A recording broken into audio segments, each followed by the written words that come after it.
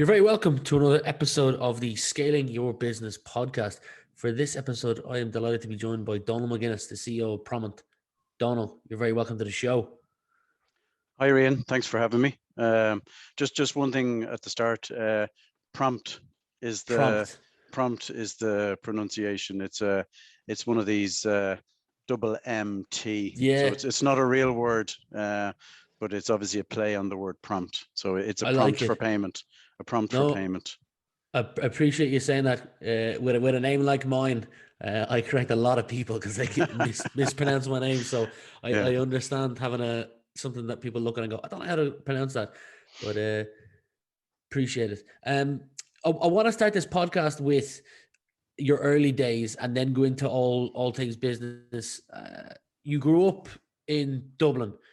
What was Yeah. life like growing up in Dublin? Any favorite memories, hobbies, standout memories in your head? Yeah, so I grew up sort of South City. I went to Sing Street, which was a good school, very sort of popular school. But there was all sorts in Sing Street, from the really academically gifted to someone you wouldn't want to meet in a dark alley, and everywhere in between. So it was a great education in every sense. So. So I grew up around the South Circular Road end of things, and really enjoyed living there, close to town. I'm probably a real townie. Haven't moved very far. I still live just up the road. So very much a city boy. Love Dublin and love living here. Nice. Um, when you say Dublin, are you referencing Dublin as a city or Dublin GAA?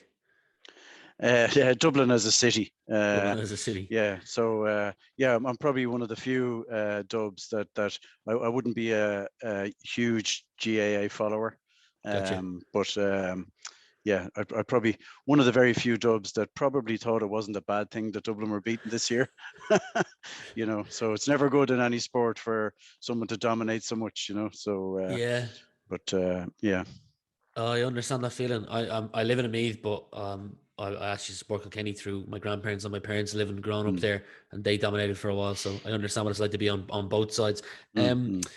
Influence is a question I like to ask my guests, and what I mean by that is they can usually point to a handful of people that had a positive impact on them in their early years while they were growing up. So think young Donald, that stuck with them still to this day, whether close friends, teachers, parents. Does anyone spring to mind for you? Um, I think, well, obviously my parents were a big influence on me, as I guess most people would say.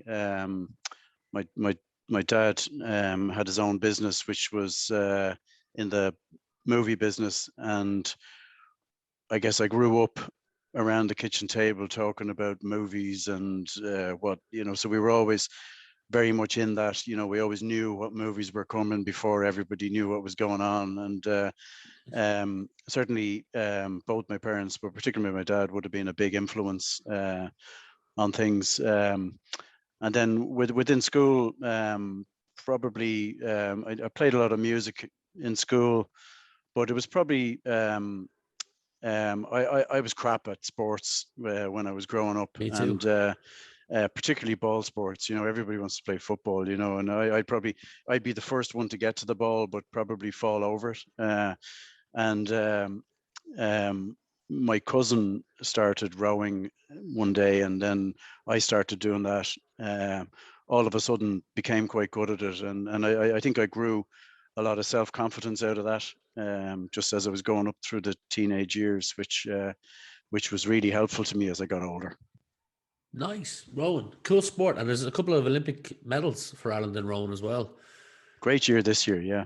Yeah, for sure. For Mm, sure. Um, you mentioned your dad owning his own business. mm. Is there a standout lesson either of your parents or a close person uh, you that you learned from them that has stood with you to today?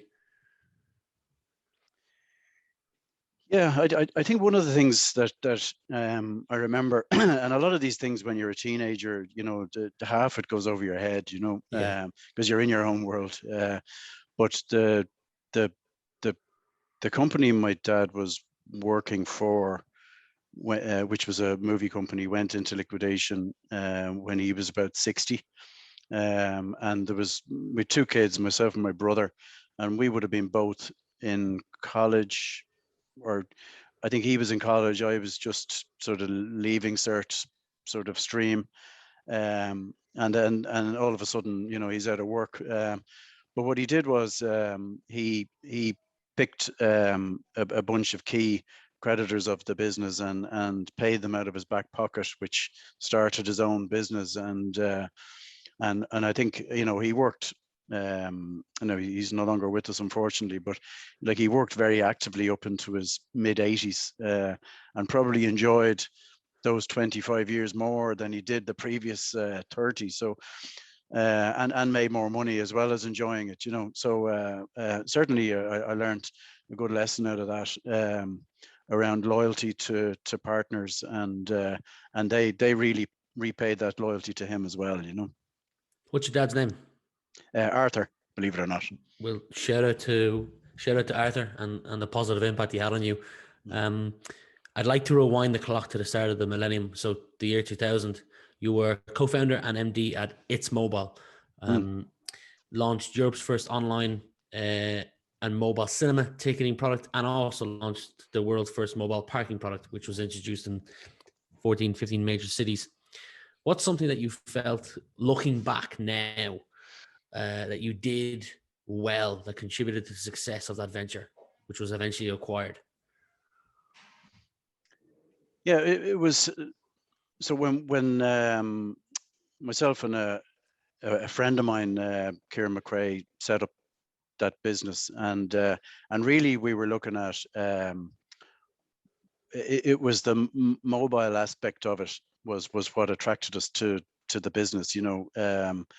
We probably fell into payments a little bit, because it was really coming into the early noughties. Everybody had a phone at this point, albeit an old-fashioned, what we call like a burner phone now. But it was, what could we do around that? Is it, and God, when I even think of it, WAP, which was the very first version of mobile internet, was a thing. And we were trying to think about what could you do around that, whether it's information based or whether it's not necessarily payments. So we thought about, well, what could you do? Parking came up very quickly. I remember we had a couple of really good developers when we started up, all of which have gone on to do great things in their own right. But we started the cinema booking with a really well-known cinema in South Dublin, the Ormond Cinema in Stillorgan. It's gone now, and which was a mobile booking option, right? And I remember, as an afterthought, we said, should we add a web option to this? And all the developers are looking at me going, Donald, that's not cool. We're here to do mobile stuff. And I thought, well, what and it's just as well, because when we look back, 99.99999% of our bookings were through the web and not through mobile. And really, it's often that what I learned from that was, you really need to think as you innovate with product, is not to have it product led. Product led stuff is important, but you need to really be mindful of what do people use, what do people want to use, rather than what you think they want to use, which is generally very different. Mm-hmm. I like that. A nice lesson to learn. Let's move over to, you're going to have to help me pronounce this, is Alfira Payments? Alfira. Alfira Payments. Yeah. Alfira. So the Payzone, you've heard of Payzone. So, yes. So Alfira was the company name for Payzone. So Payzone bought It's Mobile back in 2003, I'm thinking, and Payzone / Alfira was a great environment. I think I'd been lucky through all of my career that I've ended up. If it hasn't been something I'm doing myself, I've been in somebody else's company that's been very entrepreneurial and innovative. So, and Payzone was that in spades. The couple of years I was there, Payzone was on a big territorial expansion across Europe and really looking at new products and services. So what its mobile became in Payzone was the online part of Payzone, which our parking product morphed into Parking Tag, which is still there today. I mean, I'm gone from there about 10 years or so, and Parking Tag is bigger than it ever was, So we built some really, really good products, yeah, it's great. It was a great time. Payzone as a business was probably 95% prepaid phone top up, but it was very clear that that wasn't going to be a market that was going to last forever, that people were gradually going to morph towards contract phones and things like that. So so the innovation in there was incredible as to how to develop that network and what other services and products to bring in different markets. So yeah, Payzone, Alfira was a really important time. During your time there, you built out a new team, successfully launched products across several European markets, one of which you just referenced, the Parking Tag. So the question here is, personally, during your time here, did you, looking back, did you improve any skills, management skills, hiring skills, communication skills, if you look back at your time specifically at that venture? Yeah, it's a difficult one to answer. I think more generally around hiring. I think a lot of times, and I would have been guilty of this in the past, that it's really important that the skill set is important, but really what's more important is you can teach someone the skill, but what's really more important is the attitude and the fit to the organization and what you're trying to do, and not just Alfira or Payzone or any other business. People don't thrive, or you don't get the best out of people unless they're have the right attitude and they're in a place where they really fit. So I think hiring somebody with a passion for anything is great, because those people can pretty much succeed anywhere. Whereas you can get people that really have the skill you want, but you just can't get it out of them, So and that would have been true in everywhere I've been, I guess. I reference something occasionally called the BAT triangle, and it sounds like something similar to what you're saying, which is, think of a triangle. The top of it, you have behavior, and then you have attitude and technique. And what you're saying is, it's easy to teach the technique part, but it's the behavior and the attitude that you're looking for when it comes to the hiring side of things. Because not just Alfira, but you went on and you were the GM of EMEA of Boku, and then you were the VP of sales. So you were hiring a VP of sales recently at your current venture. Yeah. And what you're saying is that when you look at that BAT triangle that I've just referenced, the two most important parts are the behavior and attitude, but the technique you can teach. Exactly. Yeah. And it's really important. And some people have said to me in the past, people say about college and third level. I think regardless of what discipline you would do, maybe if you went to third level, in some ways it doesn't really matter. What it does, it teaches you a way of thinking, regardless of what the course is, and but you can't, it's like what people often say about being street smart and all the rest of it. You know, you can never teach someone that, whereas you can teach someone to be smart but not street smart. So I think it's really important when hiring that you really I always like to, in interviews, to talk to the person, not about their experience or but what did they do when they go home, or you know, what's their hobbies, and I think that gives you a really good insight to an individual. Your current venture, rather than me give the 30, 60-second overview, you'll do a better job. You're the CEO. So the microphone is yours, Donald. Yeah, so prompt, as the name might suggest, is a prompt for a payment. So what we do is we send secure checkout pages to customers. Our customers send out those checkout pages to their customers via some form of messaging. So we're a communications company. So we deliver those checkout pages via email, SMS, WhatsApp, chatbots, Messenger, iMessage, whatever way you want to deliver it. And we have a lot of customers would often use us to replace what would have been an over the phone payment, which is very risky.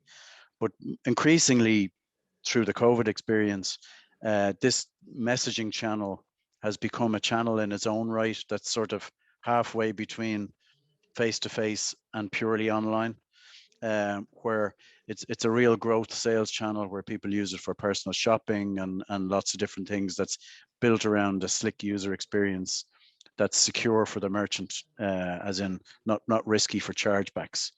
So we work with a lot of big businesses in different sectors that put through, you know, many millions of euro or pounds per month through prompt.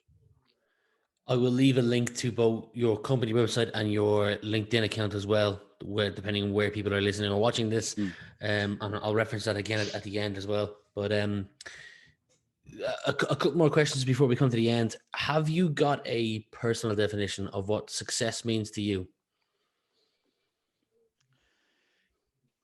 Yeah, I think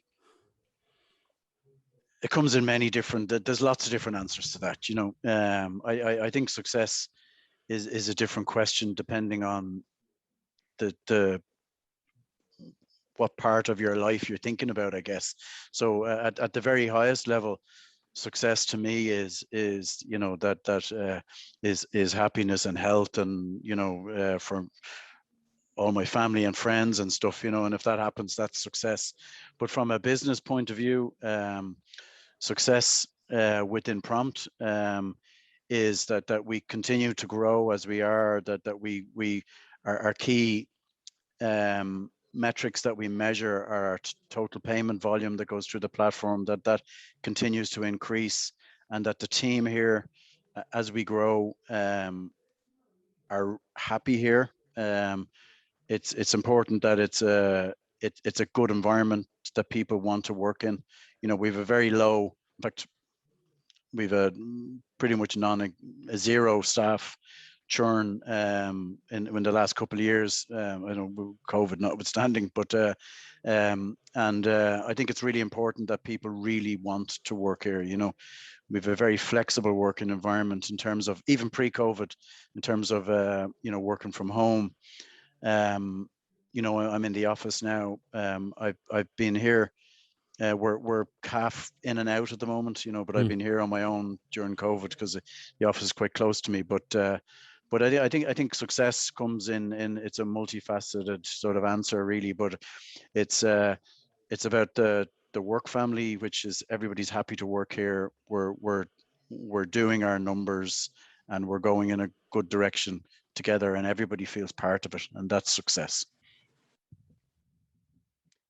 Is there a tool that you look at your week that you can't live without? So perhaps it could be a CRM tool, it could be anything. I don't even want to put any ideas in your head, but is there one tool that you can't live without? In terms of well, obviously my mobile phone, you know, but in terms of an application, yeah, our sales CRM, I'd look at it every day. Slack, which we use for internal communication, particularly with everybody a bit remote, or not a bit remote, but very remote. I mean, we couldn't function without Slack. And yeah, and we have some other tools that I would use less often. But if something was to get turned off that would cause me a real problem tomorrow, it would be Slack, because we Okay. use it for a lot of internal communication. 2 final questions for you, Donald. In a recent LinkedIn post that you put up, I'm referencing 2 posts here. You shared that hospitality payments are back up 719%. Great to see. And you've also got a new integration with Oracle Opera. Congrats on that. What do the next 12 to 18 months look like when you think of where growth is going to come from? Yeah, so we see so hospitality, hotels are still our biggest sector, but when it was more than 50% of our customers pre-COVID. They've had a tough time over the last 18 months, but they're all back, as that post suggests. And we're winning lots of new hotel clients again. And Oracle is the biggest property management system that's used by hotels. So that's a really important one for us. So we see demand in that sector and our other key sectors from our primary markets right now would be UK and Ireland. Now, we do have customers in the US and Australia and other places. We have a lot of demand coming out of Canada. We've just opened a company there, a subsidiary of Prompt in Canada, to enable that business. So I think most of our growth in the next 18 months is going to come out of North America. There's a big demand for what we do there, big market, obviously, and not just from hospitality, but our other big sectors would be automotive, luxury retail, and builders, merchants, big hardware merchants. Okay. Final question for you is, if you were the decision maker on adding a mandatory subject to the secondary school curriculum, what would it be and why? My own son did his Leaving Cert there last year, and I know the courses. There are a lot of new courses in the last couple of years that are actually very good. So I think there's a lot better choice there than there was back in my day. But the exam, I mean, if the last couple of years hasn't taught us anything, is the Leaving Cert as an exam needs to change. I think there needs to be, I think there does need to be an exam element, but that needs to change. There is one thing that I often laugh about, and I have a couple of girls at home.